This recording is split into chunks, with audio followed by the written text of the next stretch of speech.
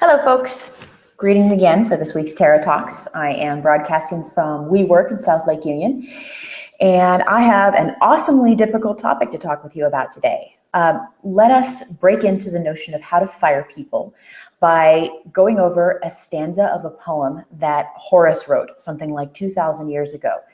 And it's not going to be much comfort, but hopefully it'll help a little bit. Let us see, where did it go? Before thy mighty coming still doth tread stern fate, who in her brazen hand bears high the clamps and bolts of destiny, strong hook and melted lead. That basically means that you can't help it. If you're going to get fired, you're going to get fired. You can't help what fate brings to you, and you likely aren't someone who sets the budget for your company. In technology, as in many other companies, people who are getting fired usually aren't the ones making the decision about whether or not to be fired. In startups, it's a little different, but overall, if you're going to get fired from a job, it's a good thing. It's going to let you go. It's going to let you be free. We are going to speak about technology today because there's two very different situations that are at work when someone gets fired. In one world, if you get fired, it devastates your life. You no longer have the ability to pay your bills. You have no choices and a skill set that is not something that's going to translate very well. In another set of circumstances, you are a high prestige worker with a lot of skills, and getting fired from a position doesn't necessarily mean that you're going to face that many personal difficulties. Because tech workers are in such high demand, it's something that you must take a little less personally than you would in other industries. So it's not a lot of comfort. What I'm going to do is talk about this mostly from the side of the person who's doing the firing. And this is to give you a view as to what it's like when you're sitting across from someone who's like, I got some bad news for you. And I'm going to do this because I have fired people before and I know what it feels like. It does not feel good, but sometimes it's the only solution to a situation that is not of my making and not of your making. So if you are, I'm going to talk basically about three things today. One is going to be what it's like to fire people as a woman. Another is what is it like to prepare for and execute a firing in terms of the logistics. And finally, I can't tell you how to avoid being fired, but I can tell you how to take it and what to do if you think that it's coming in your direction. So I have lost my pen one more time. It keeps happening to me. I have no idea why. So the first thing we're going to do is talk about what it's like firing somebody as a woman. And the reason I wanted to bring this up is often women are seen to be more sensitive, more emotional, and people that you could plead with to not fire you. The thing that you've got to recall is that most of the time when someone needs to be fired, it has nothing to do with that person. It's usually an issue of budget. Either there's a skills mismatch or there's a budget mismatch. But most of the time when someone's letting you go from a company, it has nothing to do with you. So what do you do if you're a female and you are in a situation, as I have been before, where you wanted to keep people around, but there was a skills mismatch or you just simply didn't have the budget to keep that person? The first thing that you need to do is you need to be rapid, you need to be honest, and you need to be respectful. Rapidity means as soon as you know that the job needs to be done, that you need to fire someone, you need to do it as soon as possible. I've heard a lot of philosophies out there that say you should wait until Friday to fire someone. I am not a giant fan of waiting a period of time. And the reason for that is most people are reasonably sensitive about what the situation of their workplace is. They know it. They understand if something's going down, and to gradually cut someone off over the course of a week and leave them wondering why it is that they're not being pulled into meetings, what's going on, whether or not their job is in jeopardy, I find that to be cruel and unusual. There are sometimes good reasons for waiting until Friday, and that's usually the day people recommend or the last day of work. But the truth is, if you need to make something like this happen, you do it right away. I've seen that reputation for sensitivity and emotion in a lot of women when it comes to firing people is a justified one. A lot of women are very deeply distraught over having to let someone go. They feel personally the fact that they are cutting off that person's access to money and support. You are serving a higher good and protecting your company. And if you are the founder of a startup, if you're someone who is a higher up in a company, you're not doing anyone any favors by not being honest with someone who needs to move to a new position. The next thing that you should remember is honesty. If someone asks you why you're being fired, why they're being fired, and you cannot tell them, you tell them you cannot tell them. If you can tell them, you do. Don't ever tell someone a false reason for them being removed from a company. It's not only is it inappropriate, it's legally actionable. Giving someone a false reason for dismissing them in several different states that I can think of could be justification for a lawsuit. So don't do it. If you have to tell someone that they are being let go and the honest reason is something that you don't feel personally comfortable sharing, and I've seen people be fired before for personal odors, for their inability to chew quietly, or their personal habits at work, essentially. I've seen that happen. And what it all boils down to is a team fit issue. And if you have to tell somebody that they're being let go and you don't feel comfortable giving them the specific, you can give them the general truth, which is it's not a good fit at this time. Now, I don't want to make anybody paranoid here. Just because you're hearing that doesn't necessarily mean that that's what has just happened. Most of the time when you hear it's just not working out, there's just no budget to keep you around, that's the actual truth. There are times when people just don't get along and it's no one's fault. And as a woman doing the firing, you will often have people plead with you more, grow angry with you more. I've had men grow extremely confrontational with me in a way that would not have happened if I were male.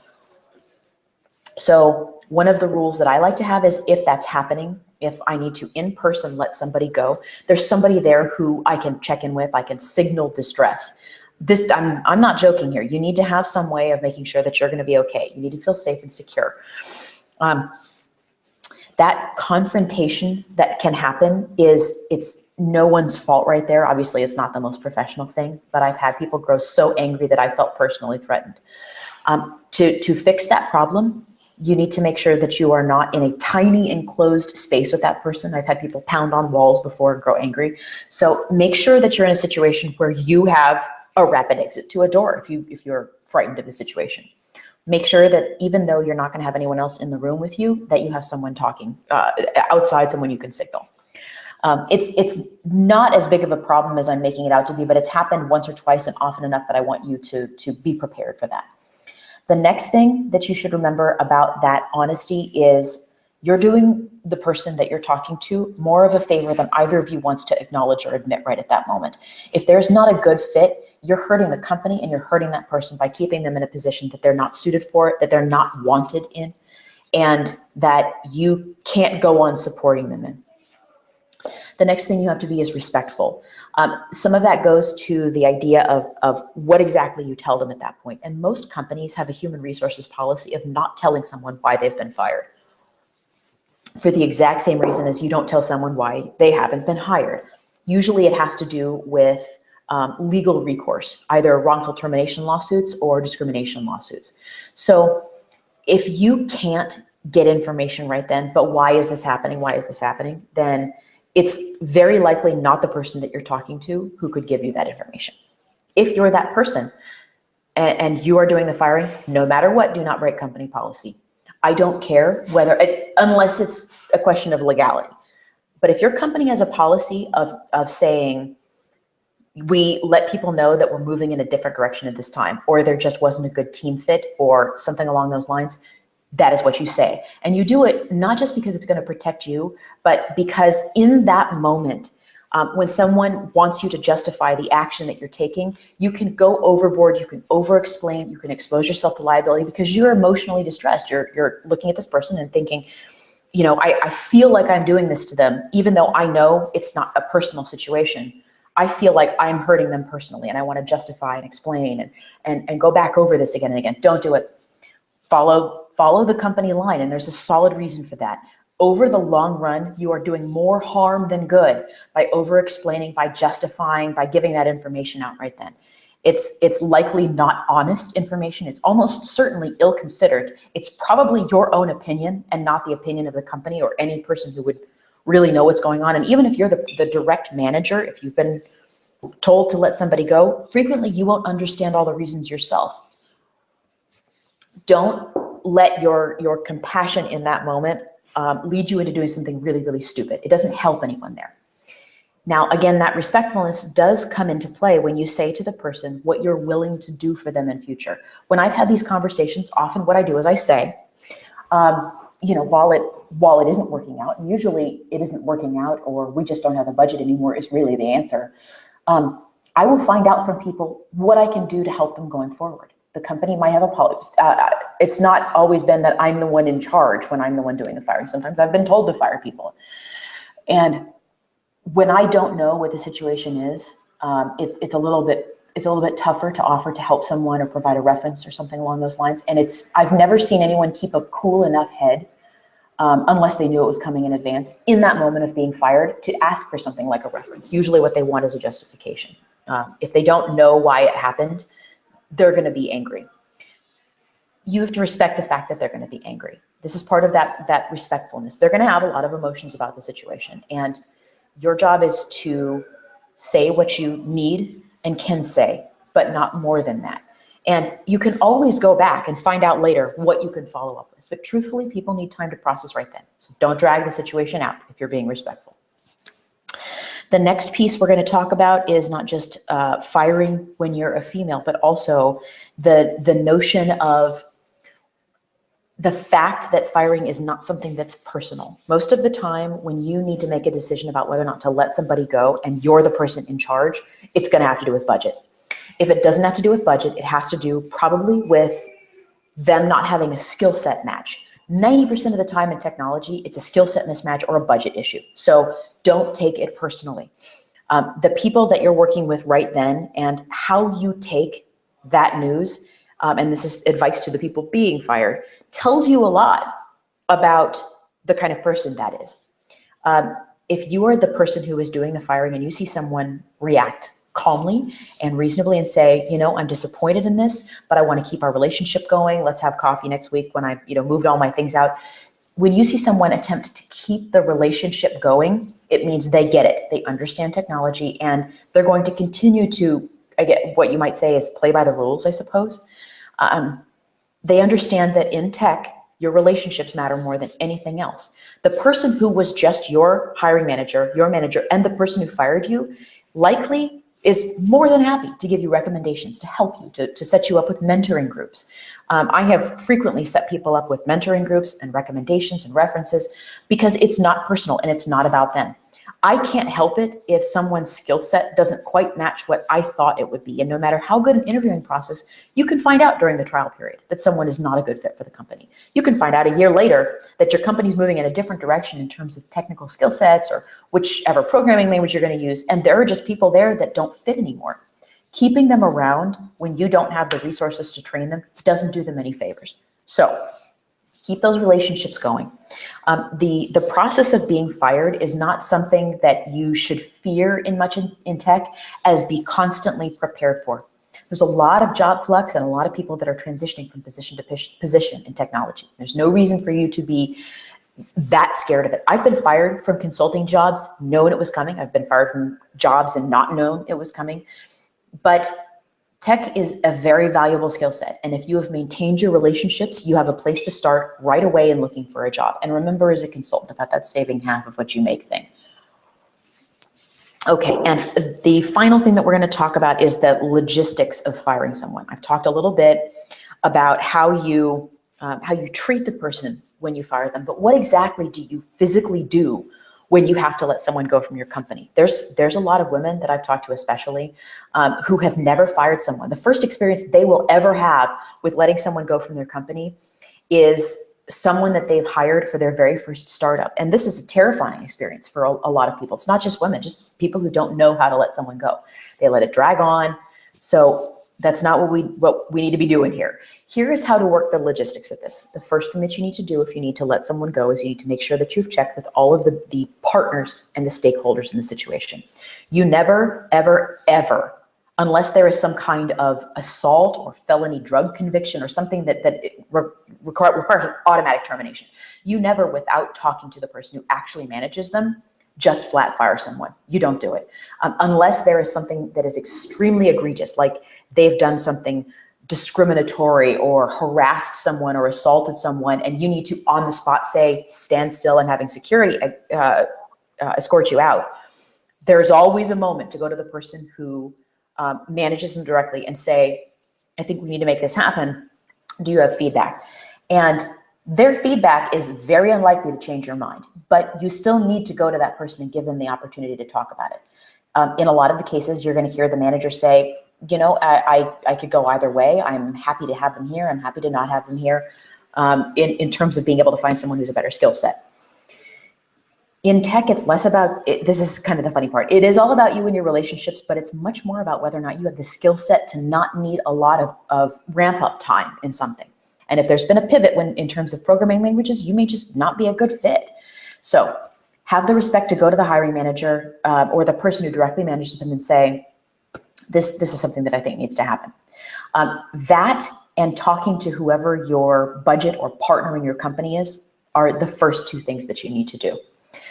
Whoever your partner is in the company, your co-founders, if you are someone who is used to speaking with them about their side of the house, their side of the team, then you need to do that.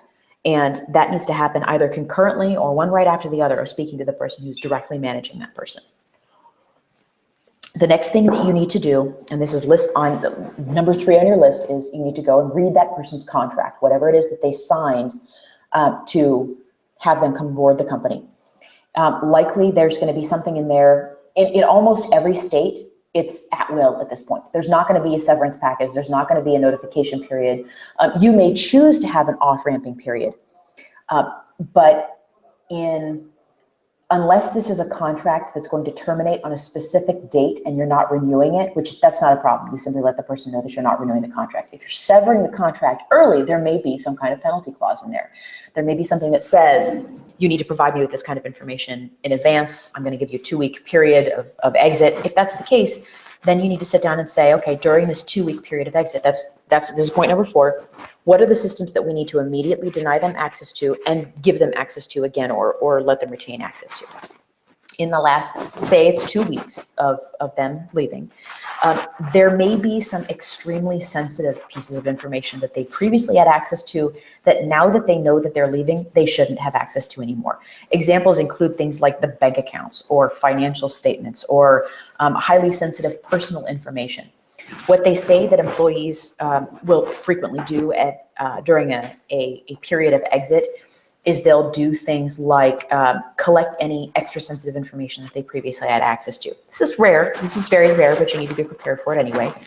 So you may wish to cut their access to some of the more sensitive features in the company and still give them access to the things they need to do their everyday job as they're off-ramping. A good example might be they still need access to all the software repositories. That's the kind of thing that you can supervise and look over and make sure that nothing screwy happened with them. The final piece of that, once you have determined what systems they need to immediately have access to cut off, is you set up the time such that you are going to have those systems cut off while you are speaking to them about moving out of the company.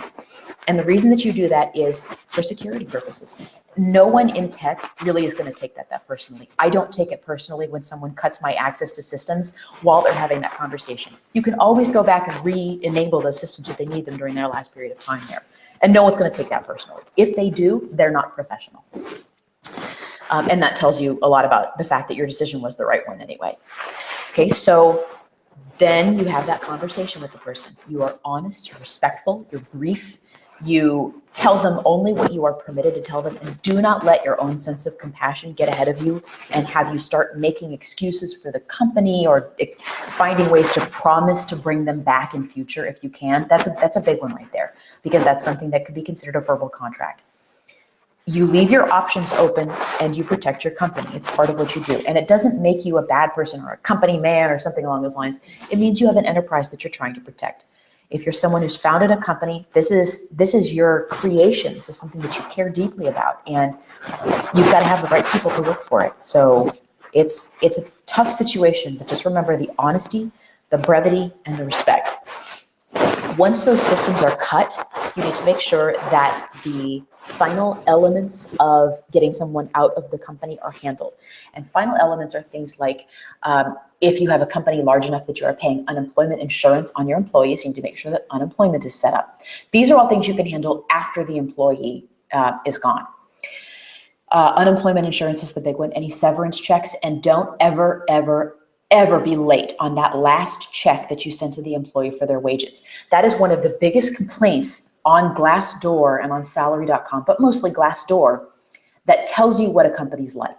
If a company is up to date and honest about their accounts payable, and they pay you properly as a contractor or a full-time employee for all of the periods that you've had up to and including your severance, then they're a good company. They're an honest one.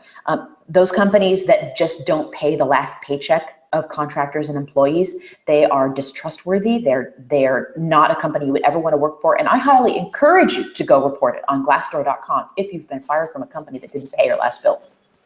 So be respectful and honest of the person. Be aware that they need that information, and make sure that there is a path still back into the company for them to talk to someone if they've got concerns. Usually that's going to be HR or whoever manages your conflict resolution, recruiting, hiring, and firing. That's going to be the person who can do things like answer questions for the person, like, what is the address that I put on my unemployment insurance? Once you do that, you have provided everything that you need. After that, and your very, very final step, thank them. No matter what the situation was. And I'm going to make a brief exception to that if there's some kind of physical violence, assault, automatic termination, or something like that. If you are removing somebody, like I said, 90% of the time it's for budgetary issues or for a skill mismatch, then you're grateful for the work that they put into the company, and you need to thank them for it. Be careful that you don't issue a thank you that does the same thing that over-speaking might have done during that moment when you had to let them go, but thank them for their service to the company if you're able to do so. So it's not just polite, it's honest. You're glad that they took the time out of their lives. We've all got one life, and they spent part of theirs with you. So be grateful. And again, honesty, brevity, and respect when you do this. Okay, those are the 3 things that I wanted to talk with you all about today. And now I can go ahead and, if anyone would like to, take some questions. I certainly have had some questions this week about how to fire people. And I'm going to make sure that I don't have any questions that have popped up here. Okay, so okay.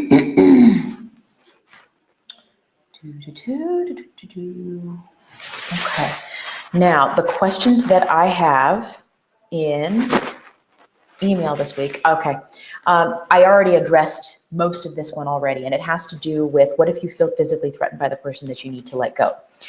If you already know that you feel physically threatened by that person, and if it's kind of your instinct as opposed to something else, listen to your instincts. Make sure that there's someone there. If you have to, be in an open space where there's someone sitting further away from you so that they can't hear the conversation.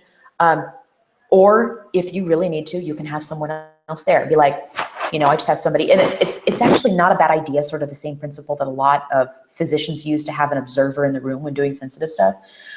It's not a bad idea to have somebody from HR sitting there. Now, it's going to instantly tell the person what it is that you want to talk about, probably, but it's not a bad idea to have someone extra there.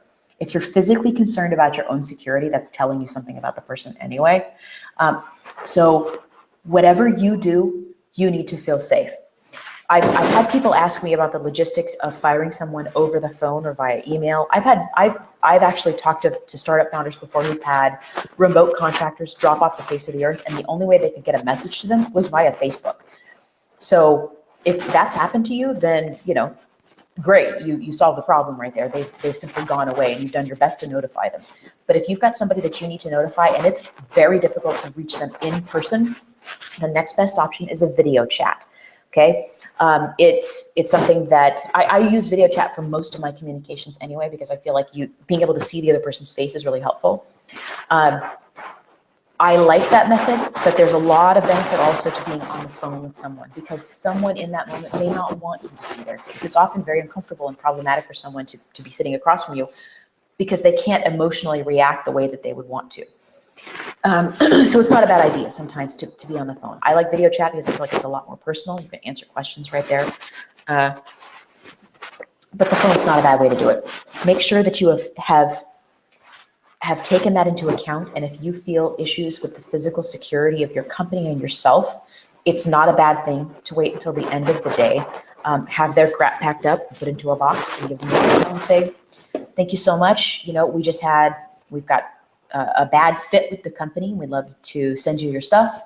So thanks a lot. You know, no need for you to make a drive in tomorrow. And if you need to do that for your physical security, then that's what you need to do. So the next question I had here was, this is not very surprising. It's a question about discrimination in firing practices and whether or not you can and should use the information that you got when you were fired to sue the company. This is part of the reason why I'm doing this from the perspective of the person doing the firing. You almost never get this perspective. I think out there, most of what you get is, you know, the 10-point BuzzFeed article, how to deal with being fired. There's very few people that teach you, I think, how do you fire somebody and do it with respect and brevity and honesty.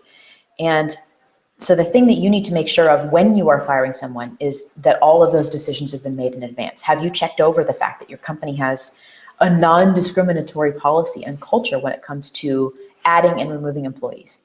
If you're the person whose job it is to make sure that your company has diversity and responsibility and a good community and culture, have you done that mental checklist? Do you have a physical checklist to make sure that someone is not being discriminated against when they are being fired?